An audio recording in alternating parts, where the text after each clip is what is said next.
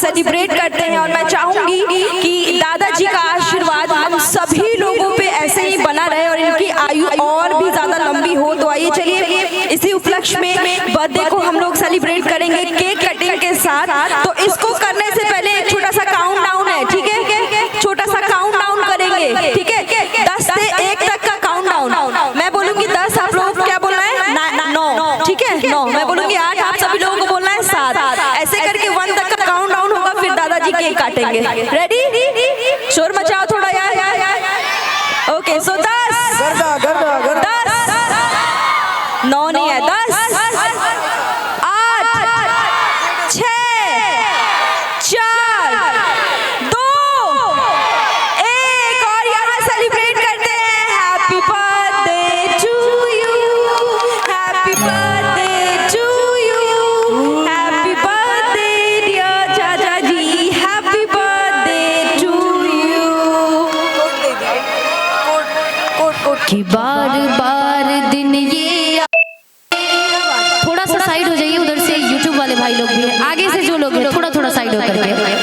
बार बार दिन ये आए, बार बार दिल ये गाए, बार बार दिन ये आए, बार बार दिल ये गाए, तुम जियो हजारों साल, ये मेरी है आरज़ू। हैप्पी बर्थडे टू यू चाचा जी, हैप्पी बर्थडे टू यू दादाजी, हैप्पी बर्थडे टू यू दादाजी, हैप्पी बर्थडे टू यू। और ये गाने का वाकई पहले जो इसने गाना को बनाया है, लिरिक्स ने ना, आज ये गाना मुझे गाते हुए वाकई खुशी हो रही है। सारे परिवार के लोगों के साथ गाएंगे ये गाना। पूरे परिवार आप लोग थोड़ी ताली बजा करके, और थोड़ा म्यूजिशियन में थोड़ा हल्का फास्ट में। बार बार दिन ये आए, बार बार दिल ये गाए, बार बार दिन ये आए, बार बार दिल ये गाए, तुम जियो हजारों साल, ये मेरी है आरज़ू। हैप्पी बर्थडे टू यू दादाजी, हैप्पी बर्थडे टू यू दादाजी, हैप्पी बर्थडे टू यू दादाजी, happy birthday to you, happy birthday to you दादाजी, happy birthday to you, happy birthday to you दादाजी, हैप्पी बर्थडे टू यू। अरे पापा के कन्हैया वाला तालियां, जोरदार तालियां। ठिकार पा, पापा के कन्हैया वाला मजा नहीं ठिकार पा, नजर न लगे राम हमारा परिवार पर, नजर न लगे राम हमारा परिवार पर, बाबा के कन्हैया वाला मजा नहीं ठिकार पा, बाबा के कन्हैया वाला मजा नहीं ठिकार पा, नजर न लगे राम जी हमारा परिवार पर, नजर न लगे राम जी हमारा परिवार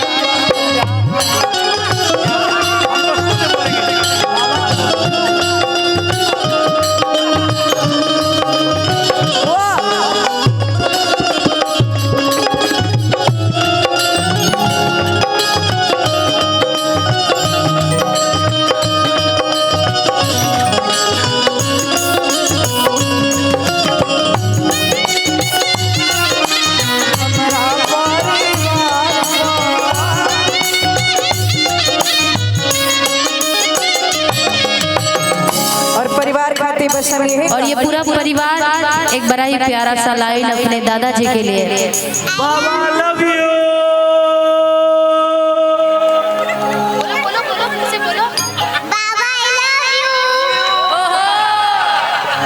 हैप्पी बर्थडे भी बोल दो।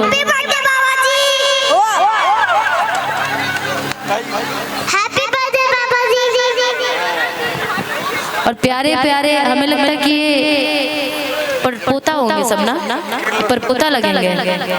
तो पूरे परपोता के तरफ से, पोता के तरफ से, छरपोता के तरफ से, जितने लोग हैं सबके तरफ से दादाजी को wish you very happy birthday. अरे चिल्लाइए भाई, कैसे परिवार शांति सारी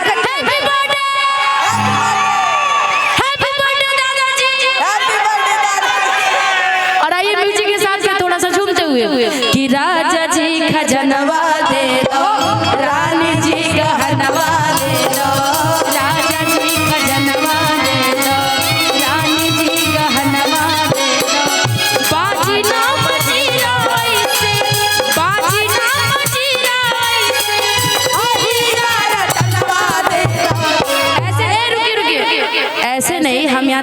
कलाकार आपके बीच में भी हैं। और हम तीनों जब गाना गा रहे हैं तो आपकी तरफ से यदि कुछ बख्शिश आना चाहिए तो आ सकते, इसमें हम लोग रोक टोक नहीं लगाएंगे, कुछ भी नहीं रोकने वाले टोकने वाले हम लोग, क्योंकि आज पहली बार है कि हम लोग दादाजी के बर्थडे में आए हैं। बच्चों के बर्थडे में जाते थे, समझ में आता था शोहर गाने, और आज कितनी सौभाग्य की बात है कि दादाजी की आशीर्वाद जो भी मिलेगी ना। लेकिन इधर से जितनी भी महिलाएं टीम, आप लोग को नाचना भी है। हाथों को उठा के उधर कैमरा वाले थोड़ा सा भैया पीछे हो जाइए ना, भैया फोन वाले भैया, उधर भी कैमरा है, इधर वाले भी भैया थोड़ा आप लोग, क्योंकि इधर भी बहुत सारे यूट्यूबर भाई है, थोड़ा सा हल्का से पीछे होकर के। बाउंसर भाई थोड़ा सा जगह ले लीजिए, स्पेस ले लीजिए। और अब कहना है सबको कि राजा जी खजनवा दे दो, रानी जी गहनवा दे दो, राजा जी खजनवा दे दो, रानी जी गहनवा दे दो। बाजी ना मजीरा ऐसे, बाजी ना मजीरा ऐसे, हीरा रतनवा दे दो, राजा जी खजनवा दे दो, रानी जी गहनवा दे दो, राजा जी खजनवा दे दो, रानी जी गहनवा दे दो। और पूरी प्यारी जितनी भी इस परिवार के लोग हैं, अपने दादाजी को जब नहीं देखे तो कहेंगे क्या, तुझको ना देखूं तो जी घबराता है, तुझको ना देखूं तो जी घबराता है। लेकिन सब लोग बोलिए मेरे साथ कि देख के तुझको दिल को चैन आता है, देख तुझको दिल को मेरे चैन आता है। ये कैसा रिश्ता है, कैसा नाता है, ये कैसा रिश्ता है, कैसा नाता है। देख के तुझको दिल को मेरे चैन आता है, देख के तुझको दिल को मेरे चैन आता है। ए राजा जी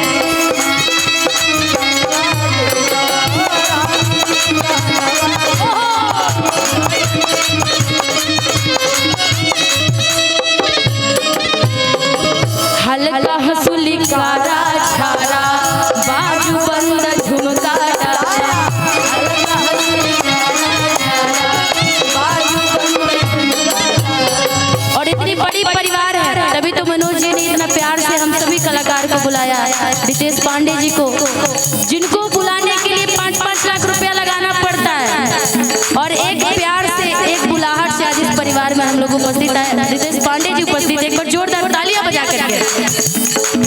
हमारा तो कुछ ना चाहिए, हमारा तो कुछ ना चाहिए, ये इच्छा मनवा हमारी, ये इच्छा मनवा हमारी।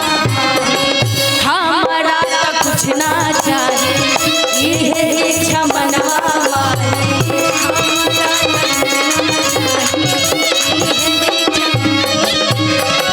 ये यार मनवा अपना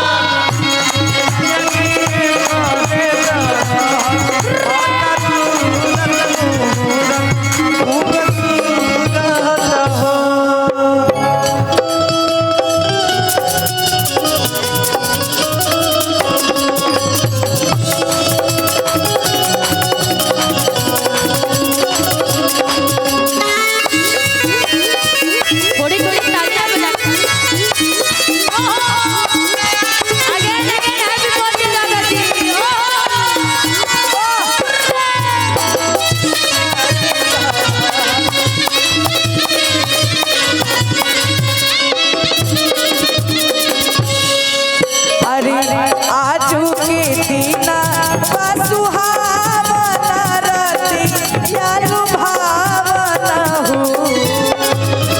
आजू के दीना सुहावना रतिया लुभावना हो।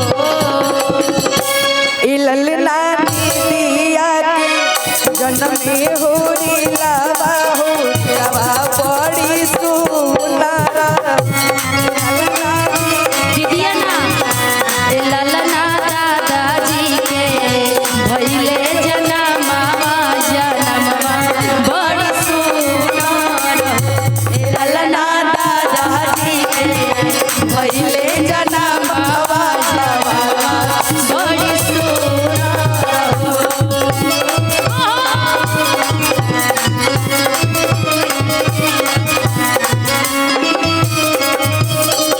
जुग जुग जिया सुलला रामा भावना के भाग जागल हो। जुग जुग जिया सुलला रामा भावना के भाग जागल हो। ललना लाल पहले फुलवा के दीपक मनवा मेरा लागल ललना लाल पहले फुलवा के दीपक और आज प्यारी सी चेहरा देख करके दादाजी हम चाहेंगे कि अपने हाथों से मुझे एक बार आशीर्वाद दे दीजिए। ये आशीर्वाद आपका हमेशा के ऊपर बना रहे, हम सभी भोजपुरी कलाकारों के ऊपर बना रहे और बहुत जल्द भोजपुरी भाषा हमारी 8वीं अनुसूची में आए और ऐसी तरक्की करे, यही कामना दादाजी आपसे है। और हमारे बीच में रितेश जी नकिया तो हुए जैसे बाबूजी के अखिया हमारी के हो। नकिया तो हुए जैसे बाबूजी के अखिया हमारी के हो। नकिया तो हुए जैसे बाबूजी के अखिया हमारी के हो। ए ललना मुहावा ए ललना मुहावा जनवा सुरु जावा तो चारों ओर शोर भइले ललना मुहावा जनवा सुरु जावा चारों ओर तोर भइले हो। ललना मुहावा जनवा सुरु जावा चारू ओर जोर भइले हो। अरे बाबा के मुखड़ा लागी चंद जैसन कृष्ण भगवान जैसन हो। बाबा के मुखड़ा लागे चंद जैसे कृष्ण भगवान जैसे। बाबा के मुखड़ा लागे चंद जैसन कृष्ण भगवान जैसन हो। ए राजा जी ए राजा जी ए राजा जी आँखिया बनला आसमान जैसन कृष्ण भगवान जैसन ललना अखियावा कृष्ण भगवान जैसन। आसमान जैसन ललना अखियावा कृष्ण भगवान जैसन। आसमान जैसन हो। ललना अखियावा मेरा आसमान जैसन कृष्ण भगवान जैसन हो।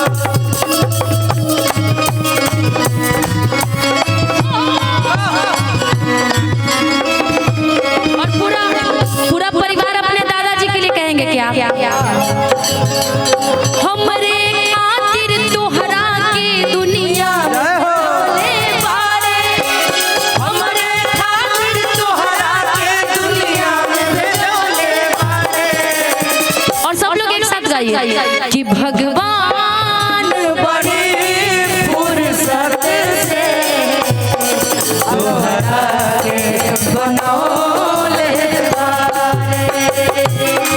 भगवान बड़ी फुर्सत से तोहरा के बनौले पूरे मंच पे मंचासी पूरी परिवार है और आज हम रितेश जी आर्यन निशा भी, पूरा परिवार हम सब लोग उपस्थित हैं यहाँ पर।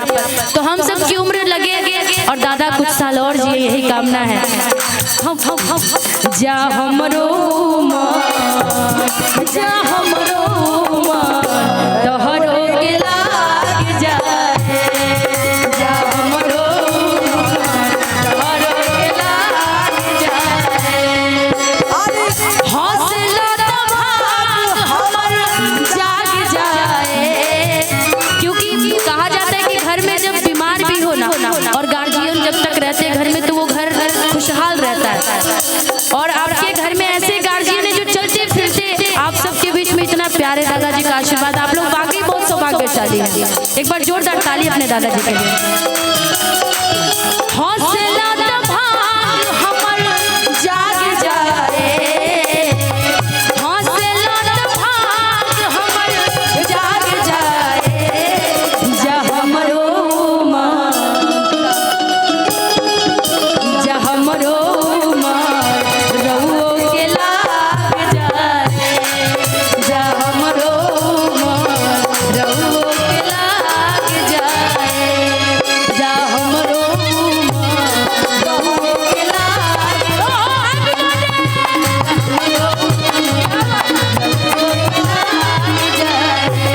जा हमरो रउओ के लाग जाए, जा हमरो रउओ के लाग जाए, जा हमरो